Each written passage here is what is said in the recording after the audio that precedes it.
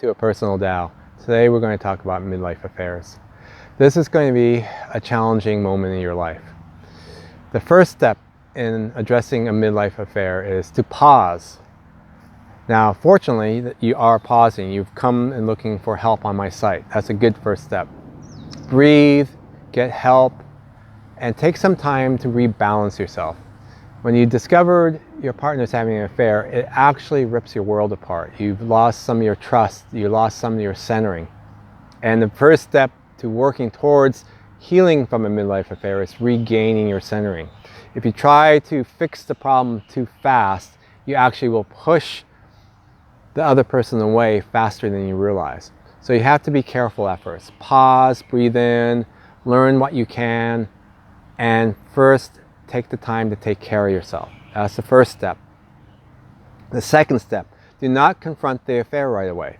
That will be guaranteed to push away the person or create judgment or create conflict, which will later destroy the relationship anyway. So you have to be patient to time the working with your partner. The first step is you gain strength for yourself. You take time to pause and exercise. You take time to learn what's going on. And then when the timing is right, then you begin working with your partner more directly at the appropriate time. Get help is the third step. Our instinctual and taught responses will create more problems. We think we know what to do in these situations, and our instinctual response typically pushes the partner away and will create more problems. So get help. A counselor or a teacher like myself will help you pace the process to get the optimal results from the situation. Our instinctual responses will cause us to be too heavy or feel too much pain, and that will create too much judgment, and that will actually break apart a relationship faster than anything else, it turns out. Okay, do not suggest couples work right away. Again, the first step is to figure out what's going on, and then fix it later when the timing is right. Lots of times when you go into couples work too fast, it will create more conflict than it actually will help break apart a problem. So couples counseling is great at other times of life, but in a midlife affair, couples counseling needs to be timed correctly for it to be effective, it turns out. Okay, now the real truth is there's a deeper problem going on. A midlife affair didn't come out of nowhere.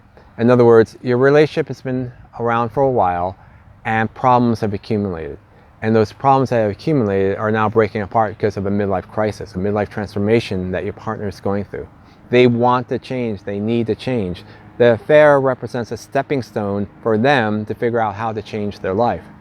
The problem is, if you try to take that away too fast from them, it will create problems for them and then they'll blame you. Also, lots of times, our partners look to us as a mirror. And so they see themselves in you. So if you confront your partner too fast, if you try to heal things too fast, your partner doesn't see you, they see themselves. In midlife change, we're changing so much, and oftentimes we're trying to leave behind what we were. So you have to be careful how you approach your partner, because they won't see you, they'll see themselves, and that will create more conflict if you approach them too fast or if you approach them too strongly. The mirror will actually push them away. So you have to be really careful about this. In a midlife affair, in a midlife transformation, your partner is going through a deep set of changes. I highly recommend that you read the other pages on the Personal Tao site on midlife crisis so you can understand the bigger process. Your partner is truly changing. Every 7 years we become a new person. If you've been in a relationship for at least 7 years now, you've changed and your partner has changed, and you need to resync the changes rather than break apart. And that resyncing process is actually quite difficult, it turns out. And if you try to force it the way it was before, then your partner will leave because they're trying to change. So the solution isn't trying to fix it to the way it was. The solution is to create a new friendship. And I will help you create a new friendship. That's the way I do this. I teach how to create new friendships, how to let the relationship evolve into something new. But you have to approach that gently, because your partner isn't quite ready with a new relationship for you, because they're actually exploring a different one with someone else at the moment. So you have to time it right. So there's a gentle step process for them to come back to you through. So lots of times when we're going through a midlife transformation, we're dealing with older problems. We could be dealing with insecurity problems. We could be dealing with a 7-year itch. We could be dealing with changes in our story. We could be dealing with judgments. We can be dealing with communication problems. Communication problem is typically one of the bigger ones. So if you go in to try to fix things right away, but you haven't solved your communication problems up front, you're just going to re-communicate in the old way, and you're going to break things apart faster. So Julie and I will teach you how to communicate better. We will teach you how to remove insecurity out from the problem so you won't judge or be too clingy, which will cause a person to run away again. We need our partners because our partners help define us. They help support us. Lots of times in midlife affairs, when our partner leaves, it makes us feel insecure. And so if we rush back with insecurity, ironically, we'll push the partner away faster. So one of the very first things to do is take care of yourself. Become more secure in who you are. Nothing is more attractive to another person than confidence. If you're trying to force things back together, that's not confidence, that's forcing it, that's judgment, and that will create conflict. So part of this process is actually taking care of yourself, actually. Learning to pace yourself, and that's counterintuitive because it's the affair that's the problem. So if you tackle the affair, you're not taking care of yourself. If you're not taking care of yourself, you're not becoming more confident, and then that just pushes two people apart. When your partner is in a midlife transformation, it turns out you're in a midlife transformation because they define you. So when this process has started, we often lag behind our partners. Our partners have often spent 1 or 2 years figuring out they need to change. And so it catches us off guard when they begin to change. Or the affair truly catches us off guard because we never expected it. And the problem is, your partner's already gone through a longer process. They've already gone through a several-year process of shifting and thinking about leaving and who to be with and stuff like that. So you need some time to catch up to the new reality, what's happening here.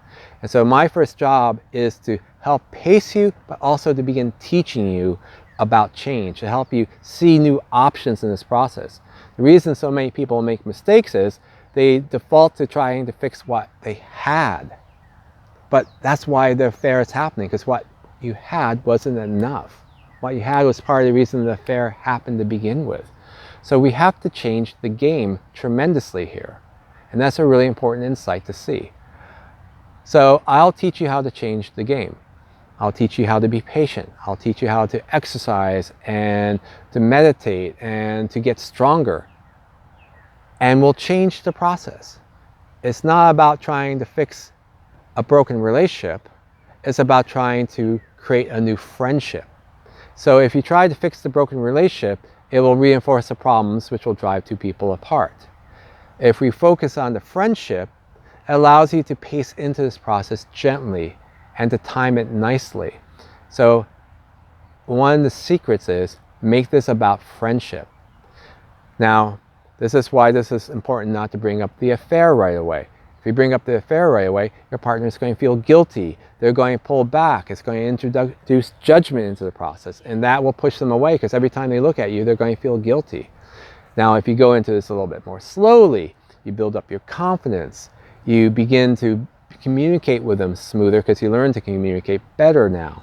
You begin to pace your friendship so you begin to enjoy being around each other a little bit more. You remove the insecurity which can make a person run away. So in stepping into this slowly, we take care of all the problems that led up to the affair. And then when you actually tackle the affair, it becomes easy because the affair is no longer an issue because the other person has released the affair. Now, one of the secrets here is midlife affairs very rarely last. So if you're patient, they usually release the affair. So by buying yourself some time, you actually allow the other person to release the affair naturally, and then you can come back in afterwards in a stronger position, which is much stronger. If you go in attacking or trying to fix things, you actually reinforce the affair because the other person goes to the affair to get their comfort. So it's a really interesting process where you have to time it case by case every single time. So I can't give you specific steps because you have to look at everything in play. You have to time it to where each person is. Now, because they've gone through their process first and you're catching up to them, the first timing is getting more secure in yourself, getting more centered, taking time to fix things in your own life first. Because if you don't fix the things in your life, those problems in your life will ripple back to your relationship and cause more problems and push the person away. So there's a lot of personal work we can do up front, which will make you stronger through this whole process. And that's a beautiful thing. Go to the site for more materials. We have tons of materials for you and your partner. Don't try to teach your partner. That's typically a mistake. So don't necessarily point them to my site right away. First, you learn from the site. First, you center yourself. And then after your partner begins to communicate back with you, then you can say, hey, check out this site. So don't push information to your partner, because that will push them away, it turns out. That's a bad thing to do. So subscribe to our YouTube channel. We update the videos every week, new videos, new teachings. Use this time to learn, use this time to improve who you are and get stronger. Visit our website, and we have dozens of pages to help you become stronger through this time. Don't be alone. Don't be afraid to reach out for our help. We're here to help. We're here to make sure you're not alone in this most difficult of time. So I wish you the best, and namaste.